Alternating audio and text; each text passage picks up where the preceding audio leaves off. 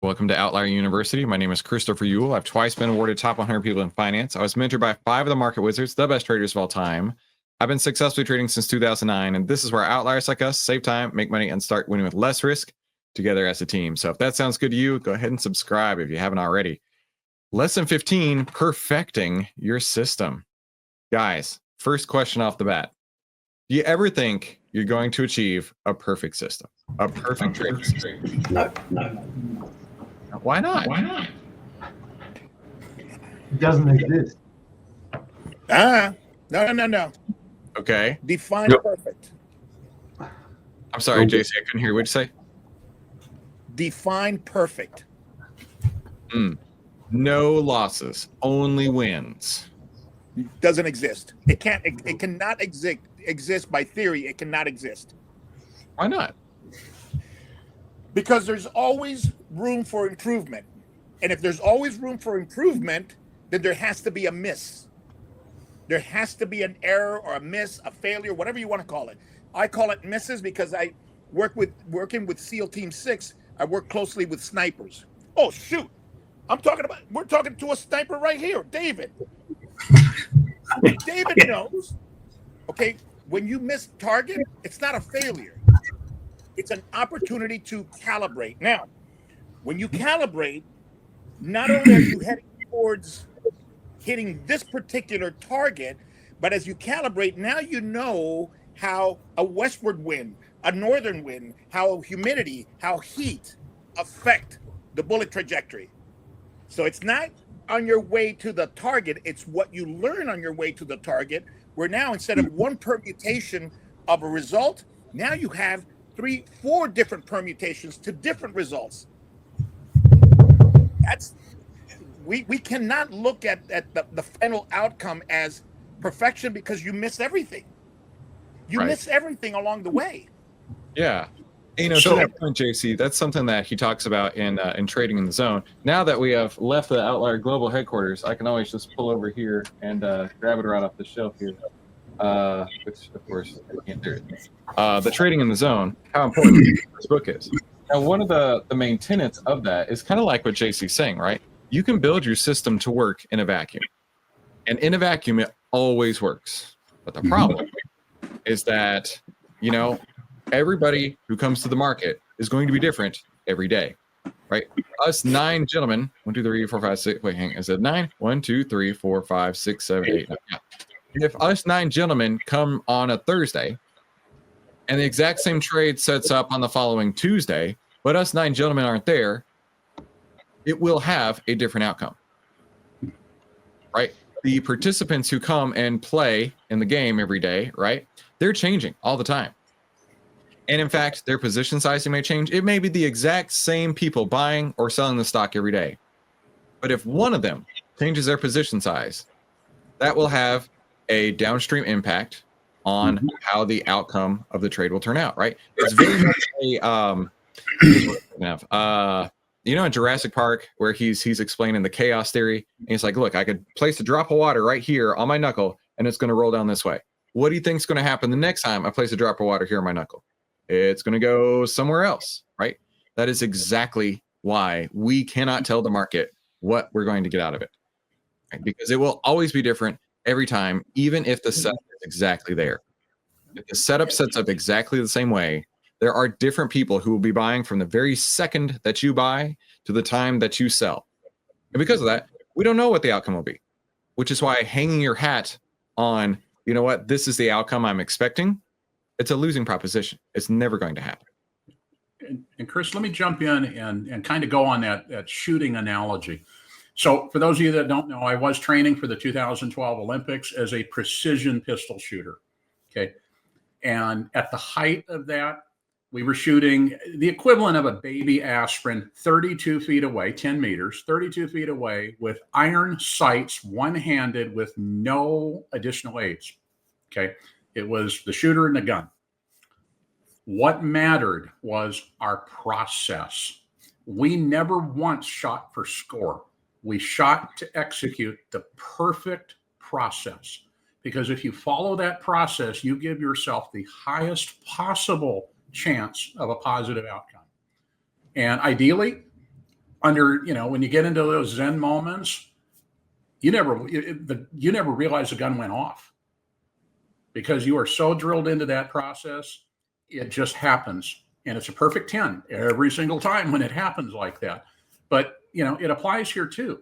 We can't control the outcome. I can't control the wind. I can't control, shooting indoors. I couldn't control if the air conditioning came on. I couldn't control the outside elements, but I could control myself and my process. And if every single thing lined up, the shot happened. And if one thing in that entire chain didn't, you didn't take the shot. You rotate it out. In my case, I rotated out mentally. We're turning it off. We're now going back into safe mode, put the gun down, start the process over. But that's critical. Every elite athlete you will see does the same thing. They don't, Michael Jordan didn't get out there to shoot 3-point shots. His goal was not the points. It was to execute the perfect, release every single time and trust that if he did that right, it would make that shot. Mm-hmm. That's what, the elite athletes do. Right. Well said, Dave. And understand that the process, the perfect process, may have an infinite amount of variables within each step of the process. Yep. The process is the universal principle that you apply. Mm-hmm. But the principle can manage various variables at each step. So Yes. you go ahead and get the permutation on that, and you'll have an infinite amount of processes that you will need to get the perfect. The process can be perfect, but what makes it perfect is that you can deal with the changing variables. Why? Because you have a process. Mm-hmm. Exactly. I like that. So that's going to lead into this slide here. Now, this slide I thought was really good because personally, I have worked with a trading psychologist in the past, and this is one thing he and I specifically worked on, right? The illusion of certainty, right? When this setup happens, this should be the outcome, right? The most dangerous word in finance, should. Now, of course, we have no control over the market, not in the least. The only thing we can control once we're in the market is our position size and where we're going to get out. That's it. Everything else is up to the market.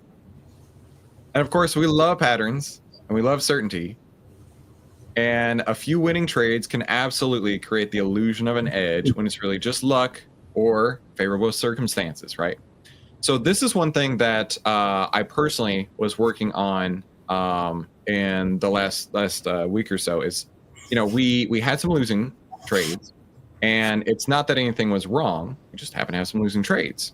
And so one thing that I put out a challenge is show me where I could have done something better.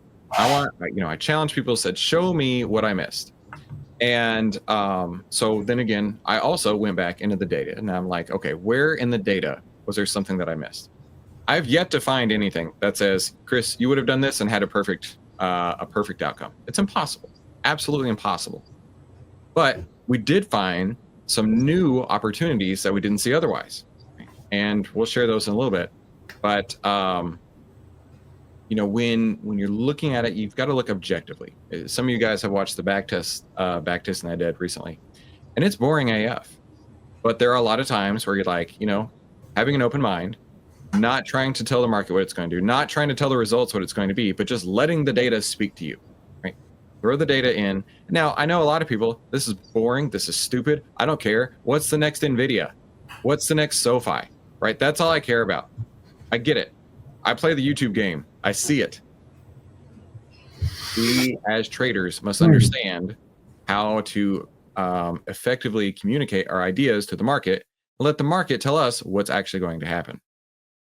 And then if you have created whatever system that you're going to come up with, and you've got maybe you have figured out a perfect 10 for 10, right? Overconfidence in that is actually going to drive you, drive some problems for you, I guess I could say, because that's going to lead to overconfidence. And then what's going to happen is you're going to skip your stops, right? You're going to go off plan. You might be going in too big because you're like, I can't lose. It doesn't matter. I mean, it's going to do what it's going to do, but I can't lose. Or thinking, I don't need risk management anymore. I'll just go with as big as trades as I possibly can. Because why wouldn't you if you have a perfect 10 for 10 win rate, right? So even professionals have fallen into this trap. We've talked about long-term capital management before. They literally had Nobel Prize winners and they blew up. Optionsellers.com. They thought that it was absolutely impossible to sell options and go bankrupt. Now, I'm telling you, you can absolutely sell options and go bankrupt. Even market wizards, if you can believe this, the best traders in the world, there have been people who have blown up. And the real confidence comes from, I've tested this and I can survive bad runs and I know how to manage risk, right? Let me make this a little bit higher. Overconfidence is the most dangerous state for a trader. It is without humility and proof that this actually works. It's not coincidence, it's delusion in disguise. But let's break this down here, right? Overconfidence is the most dangerous state for a trader. Now, you guys have seen me be confident AF in my trades, but I also understand I'm going to have losers. Everybody's going to have losers. Knowing how to have a plan that bakes in losers rather than it's only going to work every time is the difference in a winning and a losing person, right? The way I used to trade selling options, I've told you this before. I had an 84% win rate, and I thought I was so smart, right? I had an 84% win rate selling options. Yet, at the end of the year, I had less money in my account than I did otherwise. And it was because even though I had 84% win rates, that 16% was way bigger, because I was overconfident, because I forgot about risk management, because you know what? It's fine.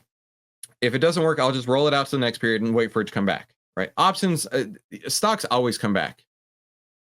At least that's what I was told, right? That is the fastest way to absolutely go bankrupt is A, selling options, and B, being overconfident in a plan that has no losers baked into it. Now let's talk about what's good enough, right? What's good enough? You don't need a 100% win rate. You really don't. Could you achieve 100% win rates in a vacuum? Yes. Right? If you could go through and you could say, you know what, over these 10 trades, if I change this little variable, that little variable, I can achieve a 100% win rate. But will that actually work out in the market? That's something to be seen, right? And sample sizes matter. I've told you all this before, right? You need to have data, right? You need to be able to go back. And what we've been doing is I've made over the last 2 years over 80 trades. And so we're going back and we're saying, okay, on these trades, what are the characteristics of the winning trades? What are the characteristics of the losing trades? What's something that a losing trade has that a winning trade doesn't? What's something a winning trade has that a losing trade doesn't? This is the mindset of what you've got to get through, right? And you need data, right? The last handful, if you looked at my portfolio and you based your outcomes on my last 6 trades, you would say, this guy has no idea what he's talking about. This is the fastest way to go broke. But if you based it over the last 80 trades, you'd say, oh, well, hang on, this guy actually knows what he's talking about, right? And profitability comes not one trade at a time, but over a series of trades. And we got to talk about expectancy. You guys have heard me talk about expectancy. That's your win rate times your average win minus your loss rate times your average loss. So here's a cool stat, right? You could have a 40% win rate with a 2-to-1 risk reward, and you would still be more profitable than somebody with a 70% win rate who has a 1-to-1 risk to return. That's pretty cool, right? Meaning you don't have to be perfect. You can be far from perfect. But if your winners are bigger than your losers, which is the objective at the end of the game, even with a 40% win rate, you can still be more profitable than somebody with the 70 or listen, even 84% win rate. It has to be statistically meaningful, right? We have to make sure that it's not just feels, right? Oh, I feel like this is going to work. You actually need to quantify it. Adequate testing, or without adequate testing, you're flying blind. Good enough proof means you can expect losses and still come out ahead over time. Now, how do you get to that point, right? You get to that point by finding what the expectancy is. And you get to that point with the expectancy over a large data set. Go ahead, Joe. Might just be a terminology thing. Is expectancy and edge referring to the same thing? Pretty much, yeah. Okay. Yeah. Now, here's another idea, right? You need to try to break your strategy. And if you can't, it might actually be robust, right? If you can go through and you can say, okay, well, if all of these are my entry criteria and I apply it to 10 new ideas, right? It worked on these 10. Let's see if it happens on the next 10. And you have repeatable outcomes. That's good. Let's say you take it and you put it on another 10 and all 10 don't work in your favor. That might be an opportunity to say, okay, wait a minute. What is a characteristic of the winning trades? What's a characteristic of the losing trades? What are the characteristics that divide the two, right? You got to test it across all kinds of different markets. And then you need to know, right, when it works best, like a trending market versus a choppier sideways market. My strategy works great in a trending market, but not so much in a sideways market. And so when that happens, you need to say, okay, when I get to that point, when I can see the market is telling me this, right, we can quantify it in one different way or another. It seems to work better, right? If the breadth is working for us and the momentum is there and the moving averages are there and everybody's stacked up together and it's all looking bullish AF, might be great. But then again, it still may not work. Now, you need to examine the outcome distributions. How wild are your best and worst results, right? Can you handle the emotional tail risk? Meaning, if let's say you had 100 trades on in your data set here, there's going to be some outliers, more than likely, more than likely having some outliers big and some outliers small, right? Can you handle that? Now, if they're big, you're like, oh yeah, of course I can handle the big wins, but can you handle the big losses? What can you do to make sure the losses don't happen like that? And something Mark mentioned to me that we should talk about is the Markowitz efficient frontier. It's not to maximize returns, but the optimal return given a level of risk. Now, as we talk about all the time, you get to determine what that risk percent is. You do. Nobody else gets to do that. But things can backfire on you if you go from 1% risk to 5% risk. It totally can happen. And it's not anything you did wrong. It just happened to be the distribution of wins to losses. So you need to figure out where that risk-adjusted return comes from, right? How much time in the market versus gains are you making per day? That's basically what risk-adjusted return is. How often are you in the market? What are your returns on those days that you're in the market versus out of the market? Why does it matter? If your strategy only works in one ideal scenario, it doesn't work. If your strategy works in only one ideal scenario, it doesn't work. It's like a military saying, right? 2 is 1 and 1 is none. Meaning, if you have one that's working and a backup, you've always got one. There's no problems here. But if you only have one, you really don't have anything. If things go sideways, you have nothing. 2 is 1 and 1 is none. If it only works in one scenario, you don't have a strategy. It doesn't work. So for testing, we need to work on paper trading, right? We need to look at simulated trades. You could do this on TradingView with the backtesting feature or the replay feature. That is such a cool thing. That is absolutely a huge, huge benefit to a lot of people. Graduate to a tiny size in a real account, right? When you start, in fact, JC, you mentioned this the other day, when you figured out something that's working for you, just start with one share, like one share, not one option, not anything, just one share. And that share may cost you $200, right? For the one share.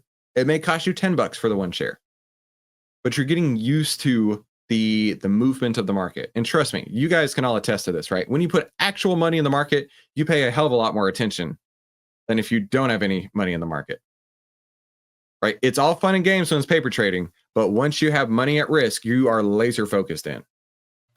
That sounds like Mike. Mike, you're laser focused when we got money on the. I am laser focused on my cash. Yep. Isn't that Snoop Dogg, right? I got my mind on my money and my money on my mind. Yeah, let's go. I'm proud to say I don't know the answer to that. But anyway.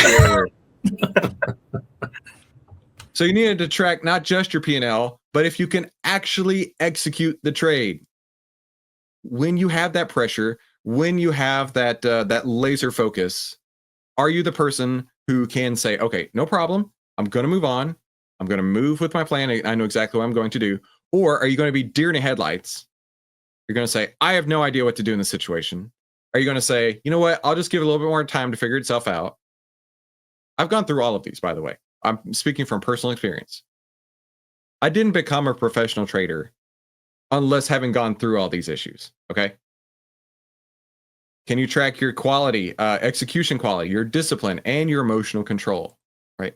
It's one thing to put on a trade and follow it through all the way, and then just move on to the next one. It's another thing to put on a trade, which I think a lot of people in our Discord have a problem with here. Put on a trade, emotionally get so wrapped up in it, start counting how many Lambos you're going to have by the end of the week. And then once it turns around, thinking how you're going to be on food stamps by Thursday. And then when it turns back around, you're like, yes, I can finally get out of break even. People go through that roller coaster of emotions pretty much every time they put on a trade. Or you just follow your plan. And you guys have seen how cool and chill it can be, how zen it can be if you just have a plan, regardless of the outcome. I don't know what the outcome will be. I never know what the outcome is going to be. And that's part of the fun, right? Part of the fun of that, right? Think about it this way, right? If you knew the date that you were going to die, how would you feel about that? Would you be happy about knowing that? Or would you live in constant anxiety about that? Dude, that's a terrible. Ugh. But it's emotional, right? Now you can connect to it. If you knew the date you were going to die, would you go through every single day thinking, man, what a beautiful day? Or would you be like, oh man, I can't believe it. I only have 367 days left. Right? There, and people want to put that sort of expectation on their trades. Right? They have the same level of anxiety, good or bad. Man, I got 10 years to go. I'm good. Or I've only got 10 weeks to go. This sucks. But it's the unknown that actually makes this worth it. Another example, right? If you told me it would take over 2,000 videos and 7 years of making YouTube videos before you guys even found out who I was, I probably would have said, there's no way I'd do that. No way. No, it's not worth my time. I'll just have a day job for the rest of my life. But now, since I had no idea, and all I had to do was keep pushing through, learning and growing. Of course, that learning curve goes exponential at some point, which is what's happened, thank goodness. Now, was it worth it? Absolutely. Absolutely. Things like journals, right? Be it a spreadsheet, be it a paper journal like Dave has, right? They can help identify patterns and those characteristics of successful trades and not successful trades.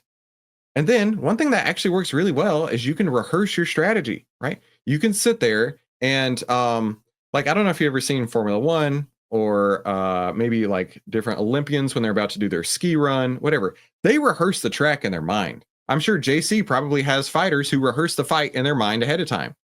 So when they get there, they're not scared. They're not unprepared. They have mentally rehearsed exactly where to take that turn, where to land that punch over and over and over and over enough times to where all they have to do is step in the ring and let the unconscious take it over. Like they get into flow state. Now, as a trader, you can also achieve that flow state, but it's not screaming that, oh no, this isn't going vertical. It's not counting how many Lambos you're going to have by the end of the week. Right? It's just following the plan. It'd be equivalent to JC's fighter getting in the ring and putting up his hands and be like, I did it, I won, before he even threw a single punch. And then what's going to happen? You know, Tito Gonzalez is going to walk over and deck him, and your dude's on the floor like, oh man, what just happened? Right? The celebration of the wins before anything actually happens is going to lead to all kinds of problems. Or the rumination of how awful life is because you took the loss before you even got there. It's going to make all kinds of things worse. Right? Just all you got to do is rehearse the plan over and over and over. Now, here's what I love here, right? The market doesn't care how it performs on a spreadsheet, okay? And I've been doing lots of spreadsheets lately. Let me tell you, I've been doing probably 12-hour days of spreadsheets for the last few weeks, or last several days, and I am just mentally fried. And it doesn't matter what the spreadsheet says. If you can't execute, the spreadsheet's meaningless. And that's exactly what Larry Hite told me about. You know, if you make all this time to create a plan and then you don't execute the plan, there was no point in even making the plan in the first place. So spreadsheets, as great as they are, as much as the data helps, at the end of the day, the only thing that matters is your execution.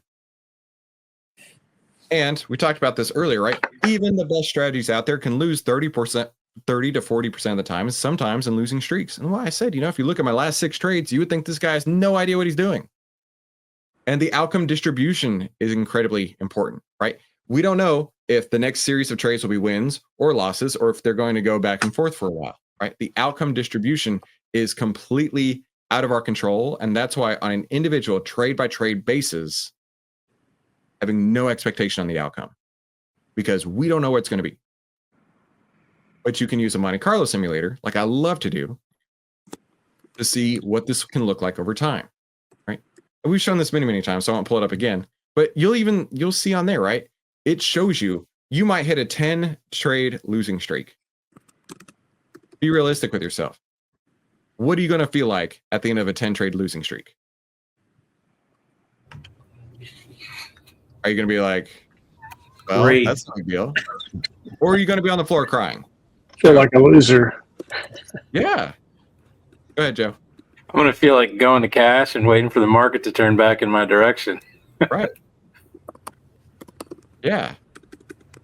It can feel emotionally devastating just to hit a normal losing streak. That sounds crazy, but it's the truth. A normal losing streak is normal, but most people can't handle that. And that's why most people can't do this anyway. Right? Imagine if you were a bowler, right? If you were a professional bowler, and every time you get up there, you're like, okay, here we go. I'm gonna be bowling today. I'm such a genius at bowling. And then you threw 10 gutter balls in a row.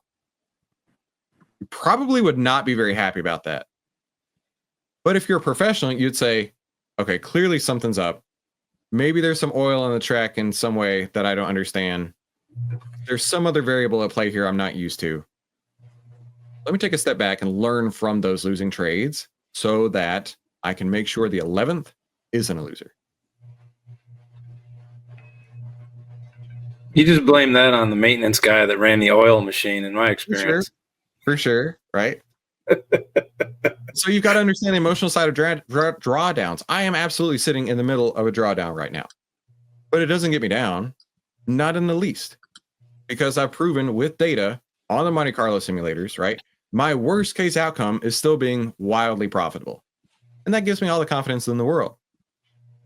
And right now, while I'm not doing anything, I'm looking at the situation like, what can I do to improve this? What are those characteristics of winning and losing trades that I can learn from? So for the next 6 months, we can put on even better trades. So mostly a lecture today, but let me ask you guys, right? How would you feel going on a losing streak, right? How would you feel to see that drawdown happen, right? You're still up for the year, but you've seen your account go from up 60% to up 25%. Go ahead, Paul. I feel like I was running the Monty Python simulator.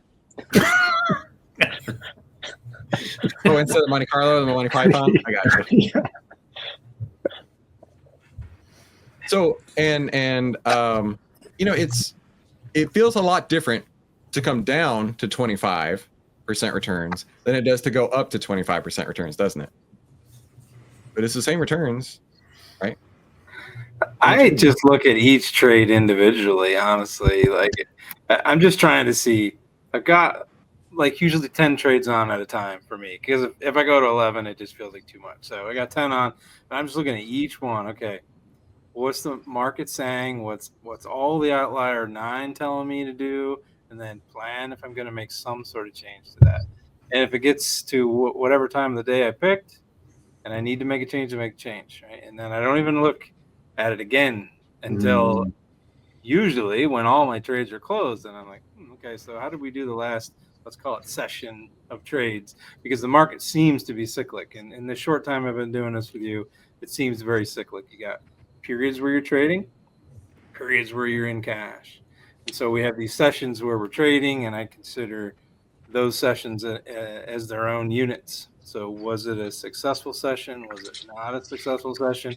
And then I start doing the back testing associated with trying to figure out what could I do different to try to not even enter those losers, and making sure my risk management is right, because I'm going to enter them. I just hope to enter a few of them, or as few of them as possible. Hey, Chris, It also helps. It also helps to have Discord, because I can ask everybody else what they're worried about. Yeah, there you go. Chris, that brings up a point that I think you've talked about before. When you hit the big losing streak, I believe one of the market masters said, "Hey, start reducing your position size." Mm-hmm. But if you do that in your winning streak, the odds do what they do, and you're going to start hitting some winners. Then you've really hurt your account, because you're wasting your big wins because you've reduced your risk size on the bets. True, but you're also trading smaller in a way to help build that confidence back up, right? Because let's say that you hit several losers in a row. And you're like, man, I don't want to trade on this big a size anymore, right? I want to go back to 1% risk instead of 5% risk to really prove out, you know what, I'm doing something right. And then once you've proven that out, once you've built your confidence back up, then you can go back to your 5% size. It's a thing. It's not something I do, but it is a thing. To Joe's point earlier, right? You could think of it like seasons, right? As you know, I follow the sports very, very closely. And the Cowboys, man, they're America's team, right? So America's team probably had a great season last year. And, I bet at the end of the season, they're going through all their videotape and they're saying, okay, we won these games, we lost these games. What are things we could learn from this season that we could apply to next season? And if you think about your trading in cycles, like seasons like that, it's pretty much the same thing. Chris, after we took those hits, and like I say, it was still, not to keep calling Joe out, he's always the voice of reason with me. Did you look at the account impact, though? It really wasn't bad if you stuck with the plan.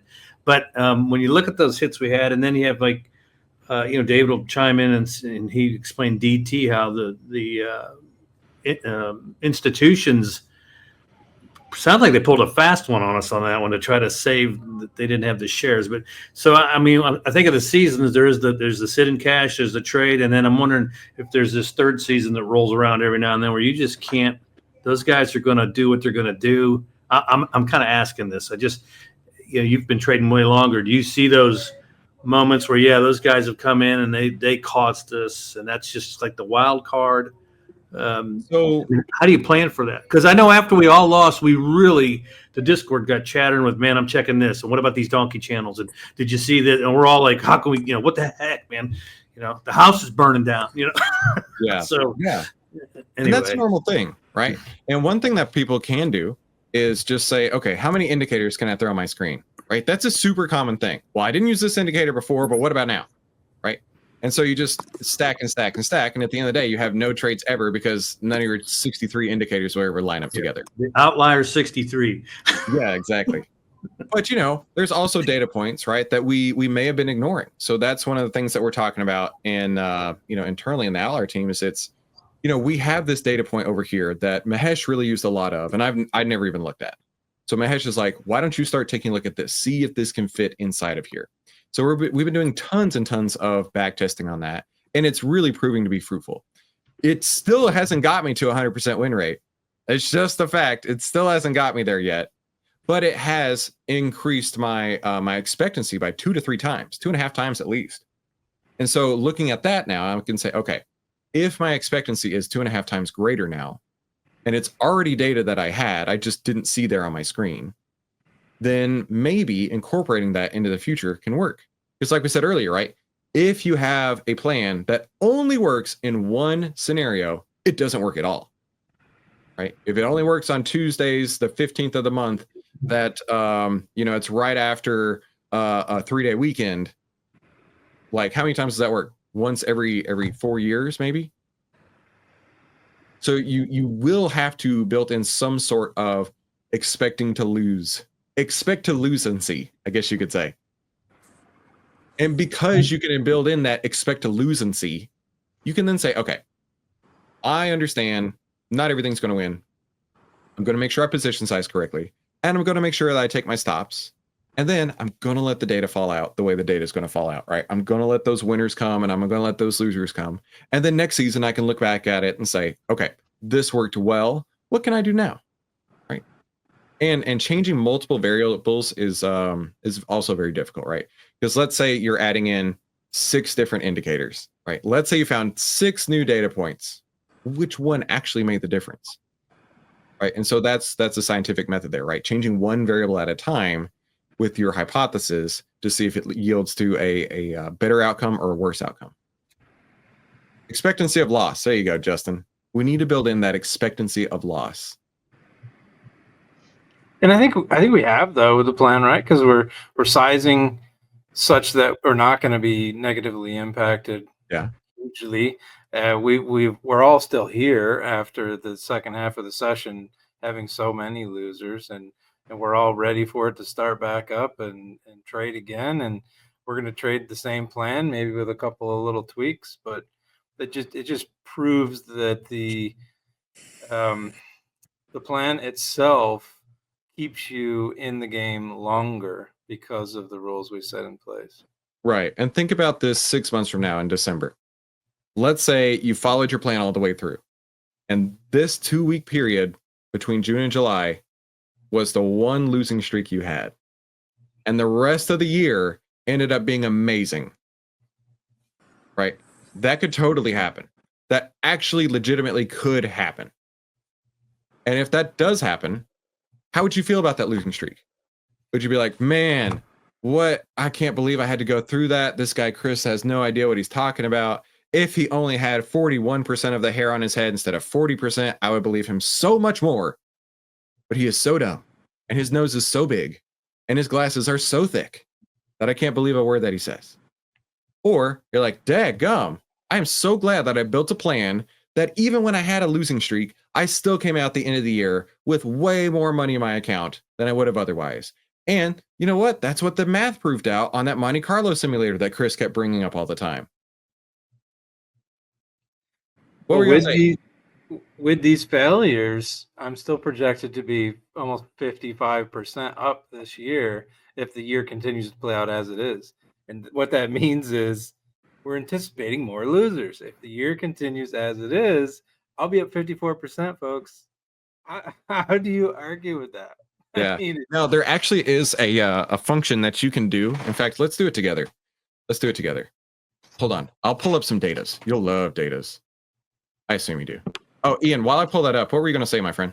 Yeah, just while you're doing that, we had this opportunity with this negative trading to rejig everything, and we really took the opportunity. So it's not all bad.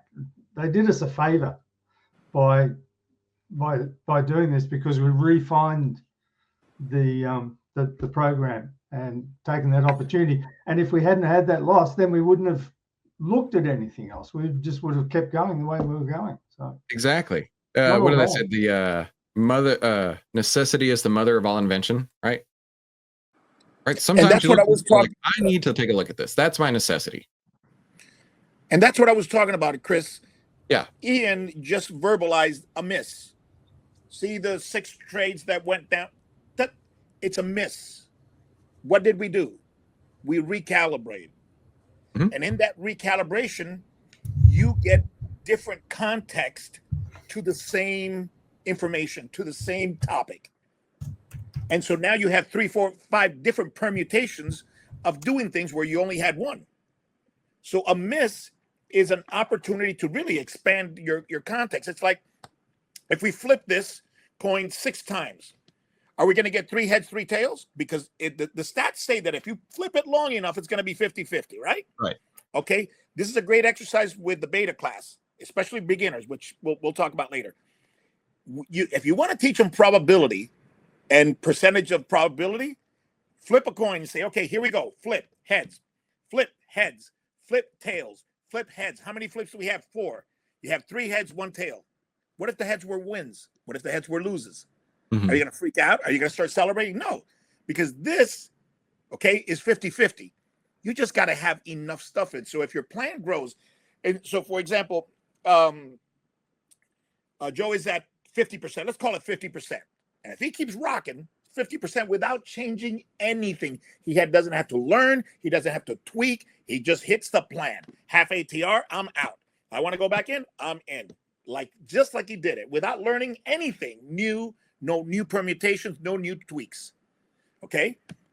He's going to flip it long enough and he's going to end up with 50-50. Doesn't matter if he loses 10 in a row. So that's why I'm saying, okay, you go from 60 to 25. It's fine. It's part of the wave. It'll get back up to 60 and then it'll drop to 30. And at the end of the year, if I do my due, I'm up 50. Mm-hmm. Oh, heaven forbid, should I learn a little something? Wow, then I may be 55 or 60. But if I keep doing what I'm doing, it's 50. You got to flip the coin long enough to get your 50-50 average. Mm-hmm. And so if it's 4 in a row where it's tails, who cares? Keep flipping the coin. Well, to that point, 4 in a row tails. Oh man, it's the worst thing ever. 4 in a row heads. Man, I'm a genius. I flip that shit so good. If you could only flip as good as I did, you'd be a genius like me. I buy a Lambo every time I flip that thing. Nothing good lasts forever, and it's neither just does as random matter. on either time. Right. So if you teach it like that from the very beginning, you can teach a newbie. We're like, okay, fine, I got it. I understand a coin. I understand 50-50, and I understand that I can flip it any number of sequence. I can't predict the next sequence. I can't predict the next flip, but I can predict over 100 how close it's going to be to 50. Exactly. So if you're down to 25, who cares? You'll get back up there. Keep doing what you're doing. So let me share with you guys some data. I think you're going to love this. So this is what we're calling, let me give some context here. Let me pop into Outlier. We have some incredible geniuses in our Discord, and they helped me build it. I mean, they built it and they just sent it over. I have nothing to do with this other than the fact that I can just pat them on the back and say, you guys are brilliant. Looking at this right here, what this is showing is our market breadth uptrends and downtrends, right? This data was always here, but it wasn't something I was looking at. But one thing that Mark and Mahesh were really pointing on me, in fact, they were doing this for months and I just didn't listen, was, listen, Chris, this is the buy and sell signals, but you also need to be looking at how many trends are growing. If we've got more and more uptrends, that's making the market stronger and stronger. If we've got more and more downtrends, like over here, that's the market getting weaker and weaker. So the market breadth is not just one thing in isolation. It really is both of these. How many buy and sell signals do we have? How many bullish and bearish trends do we have? So we had I believe it was this one. We had Scott and Vaclav in our Discord create this. And I was so impressed that I sent this over to Mahesh and I said, Mahesh, whenever we code this in Outlier, it needs to look like this because this is brilliant. The highlighted bars right there are points where the Donchian channel, meaning the high over the last X number of periods, is pushing up higher. Now, this goes into stock trading. You can add this onto any chart that you want to, but the objective here is to see when it's pushing higher, meaning getting more uptrends, but also not getting in when there's getting less downtrends or no new downtrends, no new uptrends. And then what Mark and Mahesh were also pointing out to me is, hey, listen, it's not just when this is pushing up higher for more uptrends. It's also when it's getting lower with less downtrends. Now, there are times where they both are in sync, and there are times where one's happening and the other's not. We can see that right here. Either one of those are really useful entry criteria. So one of the things that I've been doing over the last couple of days is like just going all kinds of to town on the data. So what this means here, this upper means if it is pushing higher, right? So exactly the green bar is right here. If it is going higher, if it's going flat, or if it's going down. What was my average over the last 2 years, my average percent on that day, cumulative for that day. If it's pushing higher, my average return for the day was 18%. If it was flat or going down, my average return was slightly over 0 or negative. Now my win rate, right, wasn't 100% win rate, never going to happen, but my win rate was significantly higher. So not only was my average return significantly higher, but my win rate was extremely high. So this gave me 39 occurrences where the upper channel was pushing up higher. Okay. Now here's a number that I want you to learn. It's called outcome. Now, I don't know if that's what it's called, but that's what I call it. By the way, let's all give Scott a little bit of love in the chat. Everybody type Scott because he is such a rock star. I don't know if Backlab's here, but if Backlab's here too, please say hi. I want to make sure that we can say hi to you, my friend. But outcome is your win rate times your occurrences times your average return. Now, think about what this means. This means over 39 trades, Chris had a 500% return. Sounds crazy, right? Now, this is over multiple years, and this is only when this condition was true. 39 instances times your win rate, right? So this times this, let's see, equals this times this, 28 instances. On 28 instances, I made an 18% gain on average. So 28 times 18, 5.05. So basically 505%. That is the outcome number we're talking about here. So let's say you did this 100 times. Let's say you did this 1,000 times.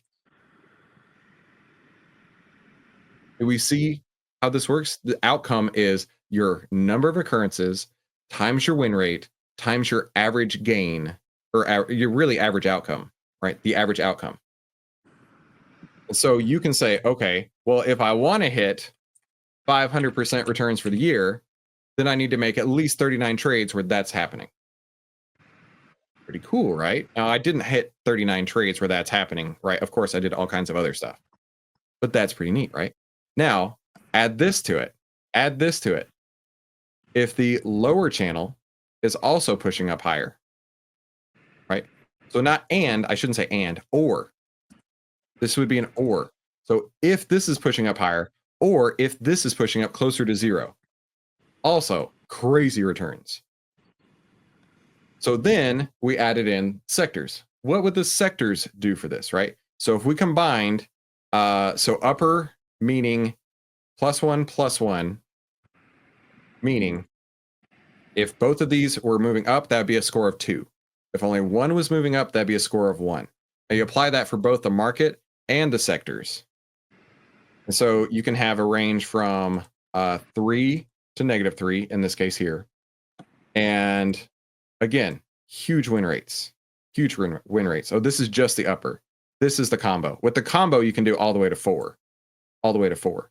So what I found is if you've got a score of at least 1 in one of these and a score of 2 in one of them, you can have a score of 3 or greater. And if you have a score of 3 or greater, your outcomes are huge, right? Your win rates are huge. And even though there are only 8 instances here, when you combine the two, that makes it a lot more data worthy. So I'm very excited about this. This is something we're still developing, still working on. And yes, this is a 4-period look back. In fact, if you look on the bottom here, I tested this on 5, 4, 3, 2, and 1 look back periods. And 4 consistently was the biggest one. I don't know why, but it was. So this is definitely something that I'm going to be including. And now, thanks to Scott and Backlab, we have a handy little UI interface until this gets coded into Outlier. But does this keep us out of all losing trades? No, it doesn't. So let's go through that real quick, right? So, hey, Chris. Yes. Was that automatically updated? That the one that we have right now? This right here? Yeah, I put one. Yeah. Okay, I've got it in there, but I haven't looked at it today. I didn't know. Well, it's going to update based on the data that's down here, right? And Scott, we need to put this in somewhere where other people can access it because it saves as a bookmarklet. This is the first time I've ever used a bookmarklet. And when you click the bookmarklet, it does all the work for you. So stinking cool. But does this keep us out of all the losing trades? No, it doesn't. That is almost impossible, right? Because on, let's say, July 7th and July 9th, we had some losing trades. What happened on July 7th and July 9th? July 7th, actually, and July 9th, I would have been out of those. So I wouldn't have taken those trades. Awesome. Super sick, right? But then there's ones like here on June 27th, yes, absolutely, it pushed higher on that date. So by building in these losing trades, you will have a more robust system of how to trade, and you will be able to survive when you have a losing trade. Were you getting out on the flat when that leveled off? Is that what you're saying there? I haven't even touched exits, Mike. I've only been working on entrances. All right, so where that's flat, you wouldn't have gotten in then? If it's flat, would not have gotten in. We want to see it pushing higher or pushing higher. And is great, but it's not necessary. Does that make sense? Yeah. And with it color coded like this, man, does that make that easy to read, doesn't it? Super, super cool. So I'm very excited to start using this. And like I say, just implementing this 2.5x'd my expectancy. Didn't change the exit signals, just implemented the data we already had that we weren't looking at. And we can see that now. We can layer in that in our market breadth category and really improve our results. So I'm very excited about this. So guys, we went pretty deep today. What questions do you have? What's on your mind? Go ahead, Paul. The percentages you're showing, are those return on capital or account effect for the retired account? So for example, that would be, I mean, the outcome number right there. Yeah, on your spreadsheet. Yeah. Right. That would be taking this 39 times. Right. So if you had a 71% win rate with an 18% average return, win, loss, or otherwise, the average being 18.02%, your outcome would come out to 505. Now, I like to do that because it really helps with the frequency, right? Because let's say that I had an outcome of that, right? And then I had only 5 instances. But then I came over here and I had 25 instances, or maybe 50. Trying to get this number here. Hang on, 100. Right? This would tell me, you know what? There's not enough out instances to make this one work. However, this one has a ton of instances, so that means more opportunities to trade. So you would actually do better off by having that. Does that make sense? Because it really is a function of how often can you trade, right? To the coin flipping example, if I can flip a coin and if it lands on tails, I lose $1. If it lands on heads, I make $2. You want to flip that with as much frequency as you possibly can. And so that's one of the things that we're measuring here is, are we overfitting the data so much that we have no frequency, right? Like we talked about earlier, if your trading system only works on the 15th of the month, that happens to be a Tuesday after a 3-day weekend, how often is that going to happen? Not very often. So it really doesn't matter whether you're risking 2% of your account or 10%. It's you flip it 39, you run that scenario 39 times and you've Right. and I guess my question is that your premium? It's 505% of your premium that you've risked on 39 trades. This is return on capital, right? This is actually return for the trade. So, I mean, that would be your average return overall, right? The win, lose, or otherwise, that's your average return. So I'm not 100% sure what you mean by the premium on the trade. But it's just, you know what, if I did this 39 times with a 71% win rate and an average return of 18%, this is what that math would come out to be. Pretty cool, right? I'd be great with that. Yeah, I know, right? But unfortunately, right, we've had some opportunities that weren't set up the way that we wanted. And so that's why I built it this way. And so we're working on seeing if we can implement it this way, right? Where over 32 instances, in fact, let's math this out here. So over 32 instances equals sum. And then we'll just take the average of those two above. Average, that's average of these two. And then do that again over here, right? So the average return being 26.73% with a 79% win rate. And if we took that 32 times, you see, okay, yeah, sorry, I didn't know if that was too low. Equals this times this is how many trades we would win. And then the trades we would win times our average return per trade would be 677%. Now, am I saying we're going to get 677%? No. What I am saying is we can see very high expectations. And that's why we look at it from the outcome perspective. In this case, outcome perspective, meaning how many frequency times our win rate times our return per trade, right? Expected value. Yeah. Oh, Mark has a note here. To the last question, there are many possible variations depending on the compounding. Exactly. I didn't even include compounding.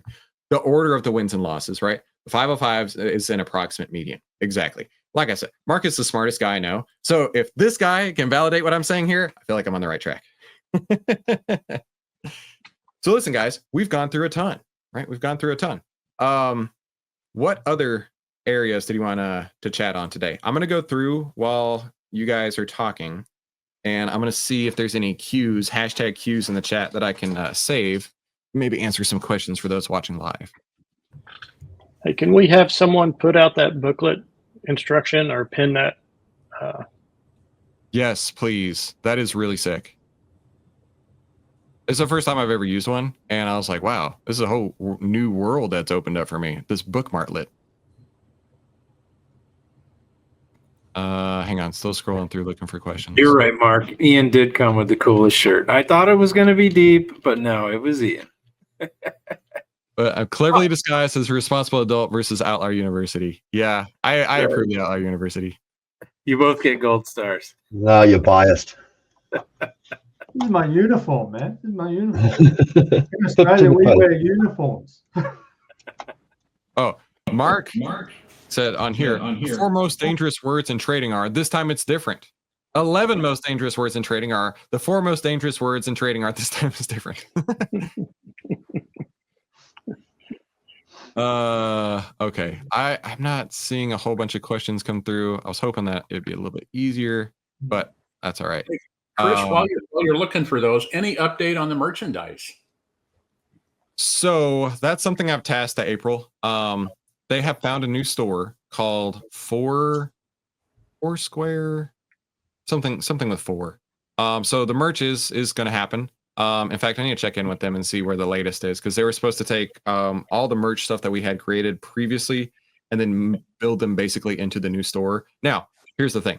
We're not going to fly blind on it this time. Mark, Mahesh, and I, we're each going to make an individual order, and we're going to see how that order goes before we let everybody else loose on it. Okay, because we're not going back there again. That was a mistake on our part. But there definitely will be some Outlier University merch in there. I'm looking forward to that. Love it. You just So make your own. yeah, you can make your own for sure. And Mark wants his Monkey Hammer shirt. I know. 4 print, maybe that's it. I don't remember exactly. But either way, we're gonna get it working. Guys, thank you so much for coming to Outlier University today. I'm so excited for the future. And I'm also excited because we only have like 3 classes left, a couple weeks left, and that's it. But in the meantime, I want to make sure I cover as much as possible so that we can get JC to where he is ready to rock and roll by the time that goes. So guys, you are awesome, and I can't wait for the next class. Thanks so much for coming. Listen, if somebody wanted to save time, make money, and start winning with less risk, what should they do? Click here. Hey, that's a brilliant idea. Have a fantastic day, guys. We'll talk soon.